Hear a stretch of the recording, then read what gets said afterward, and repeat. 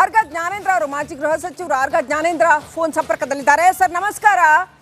ನಮಸ್ಕಾರ. ಇದುವರೆಗೆ ಇಂಥ ಘಟನೆನ ಕರ್ನಾಟಕ ಕಂಡಿಲ್ಲ. ಶಕ್ತಿ ಕೇಂದ್ರ ವಿಧಾನಸೌಧದಲ್ಲೇನೆ ಪಾಕ್ ಪರವಾದ ಘೋಷಣೆ, ಏನ್ ಹೇಳ್ತೀರಿ ಸರ್? ನೋಡಿಮ್ಮ, ನಾವೆಲ್ಲ ಕನ್ನಡಿಗರು ತಲೆ ತಗ್ಗಿಸುವಂತ, ನಾಚಿಕೆ ಪಡುವಂತ, ಹೇಸಿಗೆ ಪಡುವಂತ ಒಂದು ಸಂದರ್ಭ ಇತ್ತು.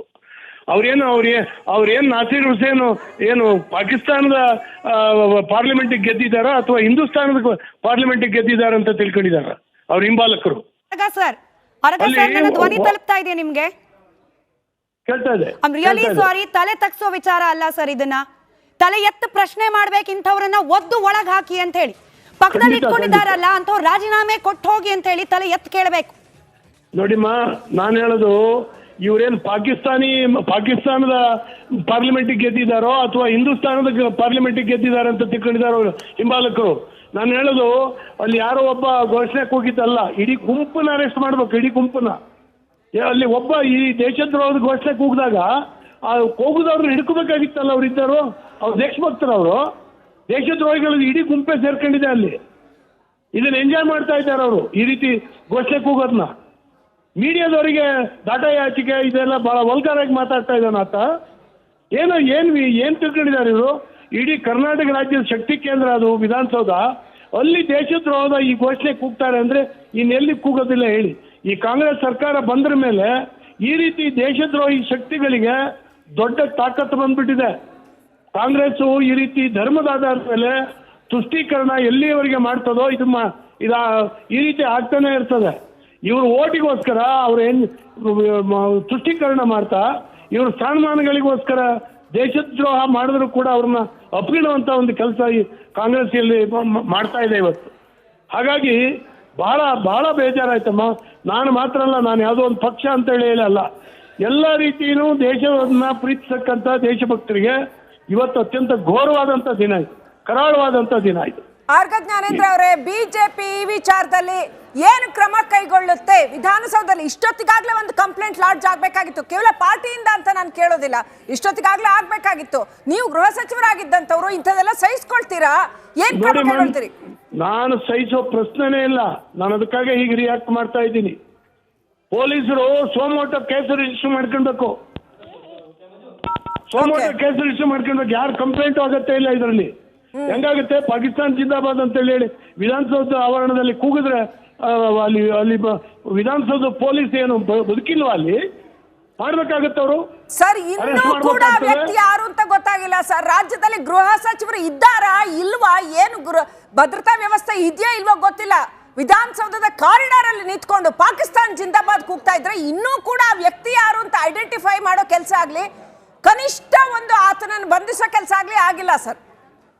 ನಾನು ಹೇಳೋದು ಖಂಡಿತ ತಾವು ಹೇಳೋದು ಸರಿ ಇದೆ. ತಮ್ಮ ಚಾನಲ್ನಲ್ಲಿ ಮತ್ತೆ ಆ ಪಾಕಿಸ್ತಾನ ಜಿಂದಾಬಾದ್ ಘೋಷಣೆ ಅದು ಕೂಗೋದ್ನ ಕೇಳ್ದಂಗೂ ಅತ್ಯಂತ ನೋವಾಗುತ್ತೆ, ದುಃಖ ಆಗುತ್ತೆ. ಈ ದೇಶದಲ್ಲಿ ಏನ್ ಮಾಡ್ತಾ ಇದ್ದೀವಿ? ಈ ದೇಶದ ಅನ್ನ ತಿಂದು, ಈ ದೇಶದ ಎಲ್ಲ ಸೌಲಭ್ಯಗಳನ್ನು ತಿಂದು ಈ ನೀಚರು ಈ ರೀತಿ ಮಾಡ್ತಾ ಇದ್ದಾರಲ್ಲ ಇವರು. ಆ ಇಡೀ ಗುಂಪಿನಲ್ಲಿ ಯಾರೊಬ್ಬನು ಅವನಿಗೆ ಕೈ ಹಾಕೋದಿಲ್ಲಲ್ಲ ಅವರಿಗೆ, ಆ ರೀತಿ ಘೋಷಣೆ ಕೂಗ್ದವರಿಗೆ. ಅಂದ್ರೆ ಅದತ್ತ ಇಡೀ ಗುಂಪು ಎಂಜಾಯ್ ಮಾಡ್ತಾ ಇದೆ ಅದನ್ನ ಹೇಳೋದನ್ನ. ಅವ್ರಿಗೆ ನಾಚಿಕೆ ಆಗ್ಲಿಲ್ಲ. ನೀವು ತೋರಿಸ್ತಾ ಇದ್ದೀರಿ ಈಗ ಮತ್ತೆ ಅವ್ರು ಯಾರಿಗೂ ನೋವಾಗ್ಲಿಲ್ಲಲ್ಲ. ಸಿದ್ದರಾಮಯ್ಯ ಅವರು DK ಶಿವಕುಮಾರ್ ಅವರು ಏನ್ ಮಾಡ್ಬೇಕು? ಹೊರಗವ್ರೆ ಏನ್ ಮಾಡ್ಬೇಕು ಮೇಡಮ್? ಅವ್ರು ರಿಯಾಕ್ಟ್ ಮಾಡ್ಬೇಕು. ಇದ್ರ ಬಗ್ಗೆ ಏನ್ ಹೇಳ್ತಾರೆ ಕೇಳ್ಬೇಕು. ಅವ್ರು ಈ ರೀತಿ ಆದಾಗ ಏನ್ ಮಾಡ್ತೀವಿ ಅಂತ ಅವ್ರು ರಿಯಾಕ್ಟ್ ಮಾಡಬೇಕು ನಿಮ್ ಚಾನೆಲ್ಗಳಿಗೆ. ಅವರ ಸೋಷಿಯಲ್ ಮೀಡಿಯಾ ಪೇಜ್ ನ ನೋಡ್ತಾ ಇದ್ದೆ. ಸಿದ್ದರಾಮಯ್ಯ ಅವ್ರದ್ದು, DK ಶಿವಕುಮಾರ್ ಅವ್ರದ್ದು, ಕಾಂಗ್ರೆಸ್ನವ್ರದ್ದು ಕಂಗ್ರಾಚುಲೇಷನ್ಸ್, ಅಭಿನಂದನೆಗಳು. ನಾಸೀರ್ ಹುಸೇನ್ ಅವರೇ ಗೆದ್ದಿದ್ದಕ್ಕೆ ಡಿಲೀಟ್ ಮಾಡಿ ಆ ಪೋಸ್ಟ್ ಅನ್ನ ಕ್ಷಮೆ ಕೇಳಿ ಅಂತ ಹೇಳಿ ಹಾಕಬೇಕು. ನಮ್ನ ಕೇಳಿದ್ರೆ ಈ ಪ್ರಶ್ನೆನ ಖಂಡಿತ ಅವ್ರು ಕ್ಷಮೆ ಕೇಳಬೇಕು. ಮತ್ತೆ ಏನ್ ಕ್ರಮ ತಗೊಂತಾರೆ ಅಂತ ಹೇಳ್ಬೇಕೀಗ. ಸಾಮಾನ್ಯ ನಾನು ಹೇಳಿದ್ರೆ ಅಷ್ಟು ಜನರನ್ನ ಅರೆಸ್ಟ್ ಮಾಡಬೇಕು. ದೇಶದ್ರೋಹದ ಘೋಷಣೆ ಕೂಗಿದಾಗ ಹಿಡ್ಕೋಬೇಕಾಗಿತ್ತಲ್ಲ ಅವರು. ಯಾರು ಕೂಗಿದಾರ ಅವ್ರನ್ನ? ಪೊಲೀಸ್ ಎಲ್ಲ ಹಿಡಿಯೋದು. ಅವ್ರು ದೇಶಭಕ್ತರು ಹೌದಾಗಿದ್ರೆ, ಈ ದೇಶನ ಪ್ರೀತಿ ಮಾಡೋರು ಹೌದಾದ್ರೆ ಅವರೇ ಹಿಡ್ಕೊಳ್ಬೇಕಾಗಿತ್ತಲ್ಲ, ಹಿಡಿದು ಪೊಲೀಸರಿಗೆ ಒಪ್ಪಿಸ್ಬೇಕಾಗಿತ್ತಲ್ಲ. ಯಾರೊಬ್ರು ಹಿಡ್ಕೊಳ್ಲಿಲ್ಲ, ಯಾರೊಬ್ರು ನಾಚಿಕೆ ಪಡ್ಲಿಲ್ಲ, ಹೇಸಿಗೆ ಪಡ್ಲಿಲ್ಲ, ಅವ್ರನ್ನ ಖಂಡಿಸ್ಲಿಲ್ಲ. ಅಲ್ಲಿ ಗುಂಪು ನೋಡಿ ನೀವು ಏನ್ ನಡೀತದೆ ಇದು? ಈ ದೇಶದಲ್ಲಿ ನಾವು ಒಂದಾಗಿರಕ್ಕೆ ಸಾಧ್ಯನಾ? ಒಟ್ಟಾಗಿರಕ್ಕೆ ಸಾಧ್ಯನಾ? ಈ ರೀತಿ ವಾತಾವರಣ ನಿರ್ಮಾಣ ಮಾಡ್ತಾ ಇರುವಂತದ್ದೇ ಕಾಂಗ್ರೆಸ್. ಇದು ನಾನು ಖಂಡಿಸ್ತೇನೆ ಅದನ್ನ. Okay okay, thank you Araga Jnanendra ಅವರೇ, ರಿಪಬ್ಲಿಕ್ ಕನ್ನಡಕ್ಕೆ ಮಾತನಾಡಿದ್ದಕ್ಕೆ.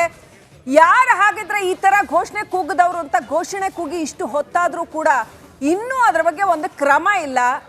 ಈ ಶತ್ರು ರಾಷ್ಟ್ರದ ಪರವಾಗಿ ಘೋಷಣೆ ಕೂಗ್ತಾರೆ. ಯಾಕ್ರಿ ನಾಸಿರ್ ಹುಸೇನ್ ಬೆಂಗಳೂರಲ್ಲಿ ಗೆದ್ರೆ ಪಾಕಿಸ್ತಾನ ಜಿಂದಾಬಾದ್ ಯಾಕೆ ಕೂಗಬೇಕು? ಅಷ್ಟು ಕನಿಷ್ಠ ಜ್ಞಾನ, ಕನಿಷ್ಠ ಪ್ರಶ್ನೆ ಕೇಳುವ ಧೈರ್ಯ ಹಾಗಾದ್ರೆ ಕಾಂಗ್ರೆಸ್ಸಿಗರಿಗೆ ಇಲ್ವಾ? ಮತ್ತೆ ಎಂತ ನಾಯಕರುಗಳನ್ನ, ಎಂತ ಅಭ್ಯರ್ಥಿಗಳನ್ನ ಅವ್ರು ನಿಲ್ಲಿಸ್ತಾ ಇದ್ದಾರೆ ಹಾಗಾದ್ರೆ? ಹುಚ್ಚನೇನೋ ನಡೆಯೋ ಅಂತ ಜರ್ನಲಿಸ್ಟ್ಗಳಿಗೆ ಬೈಯಕ್ಕಾಗತ್ತೆ, ತಮ್ಮ ಹುಡುಗರಿಗೆ ತಿರುಗಿ ಕಪಾಳಕ್ಕೊಂದು ಬಾರ್ಸಕ್ಕಾಗಲ್ವಾ ನಾಸಿರ್ ಹುಸೇನ್ ಅವರಿಗೆ? ಓಕೆ, ಕಬ್ಬನ್ ಪಾರ್ಕ್ ಉಪವಿಭಾಗ ಎಸಿಪಿ ಬಾಲಕೃಷ್ಣ ಇದೀಗ ಆ ಆಡಿಯೋ ವಿಡಿಯೋ ಬೈಟ್ಗಳನ್ನ ಪರಿಶೀಲನೆ ನಡೆಸ್ತಾ ಇದ್ದಾರೆ. 5-6 ಬಾರಿ ಆಡಿಯೋ ಕೇಳಿ ಪರಿಶೀಲನೆ ನಡೆಸ್ತಾ ಇದ್ದಾರೆ. ಯಾರು ಹೇಳಿರೋದು, ಏನು ಹೇಳಿರೋದು ಅಂತ ಆಡಿಯೋ ವಿಡಿಯೋ ವಿಜುವಲ್ ಏನಿದೆ ಅದನ್ನ ನೋಡಿ, ದೃಶ್ಯಾವಳಿ ಏನಿದೆ ಅದನ್ನ ನೋಡಿ ಅವರು ಅದನ್ನ ಚೆಕ್ ಮಾಡ್ತಾ ಇದ್ದಾರೆ. ಪೊಲೀಸ್ ಠಾಣೆಯಲ್ಲಿ ಮಾಹಿತಿಯನ್ನ ಪಡ್ಕೊಳ್ಳೋ ಪ್ರಯತ್ನ ಆಗ್ತಾ ಇದೆ. ಮಟ್ಟಿಗಿದೆ ಅಂತಂದ್ರೆ ಇದೆಲ್ಲ ಇಷ್ಟೆಲ್ಲ ಸಮಯ ಬೇಕಾಗೇ ಇಲ್ಲ. ಪೊಲೀಸರಿಗೆ ಫ್ರೀ ಹ್ಯಾಂಡ್ ಕೊಟ್ರೆ ಸರ್ಕಾರ ಮ್ಯಾಟರ್ ಆಫ್ ಸೆಕೆಂಡ್ಸ್, ಕೆಲವೇ ಕ್ಷಣಗಳಲ್ಲಿ ಆತನನ್ನ ಒದ್ದು ಒಳಗೆ ಹಾಕೋ ಕೇಪಬಿಲಿಟಿ ನಮ್ಮ ರಾಜ್ಯದ ಹೆಮ್ಮೆಯ ಕರ್ನಾಟಕ ಪೊಲೀಸರಿಗಿದೆ. ಫ್ರೀ ಹ್ಯಾಂಡ್ ಕೊಡ್ತಿದ್ಯಾ ಕಾಂಗ್ರೆಸ್ ಸರ್ಕಾರ? ಪ್ರಶ್ನೆ ಮಾಡ್ಬೇಕು ಇವತ್ತು. ಅದನ್ನ ಆಡಿಯೋ ವಿಡಿಯೋನ ತಿರುಗಿಸಿ ಮುರುಗಿಸಿ ಕೇಳೋ ಅವಶ್ಯಕತೆನೇ ಇಲ್ಲ. ಡ್ಯಾಮ್ ಕೇಪಬಲ್, ಕರ್ನಾಟಕದ ಪೊಲೀಸರು ಡ್ಯಾಮ್ ಕೇಪಬಲ್. ಅಜಯ್ ಇದ್ರ ಬಗ್ಗೆ ಮತ್ತಷ್ಟು ಮಾಹಿತಿ ಕೊಡ್ತಾರೆ. ಅಜಯ್, ಆಡಿಯೋ ವಿಡಿಯೋನ ತಿರುಗಿಸಿ ಮುರುಗಿಸಿ ಕೇಳ್ತಿದ್ದಾರಂತೆ ಪೊಲೀಸರು, ಕೇಳಿ, ಫಾರ್ಮಲ್ ಪ್ರೊಸೀಜರ್. ಬಟ್ ನಮ್ಮ ರಾಜ್ಯದ ಪೊಲೀಸರ ಕಾರ್ಯಕ್ಷಮತೆ ಎಷ್ಟರ ಮಟ್ಟಿಗಿದೆ ಅಂತಂದ್ರೆ ಈತನನ್ನ ಒದ್ದು ಒಳಗೆ ಹಾಕ್ಲಿಕ್ಕೆ ಸಮಯ ಬೇಕಾಗೇ ಇಲ್ಲ ಅವ್ರಿಗೆ ಹೆಚ್ಚಿಗೆ ಅಂತ.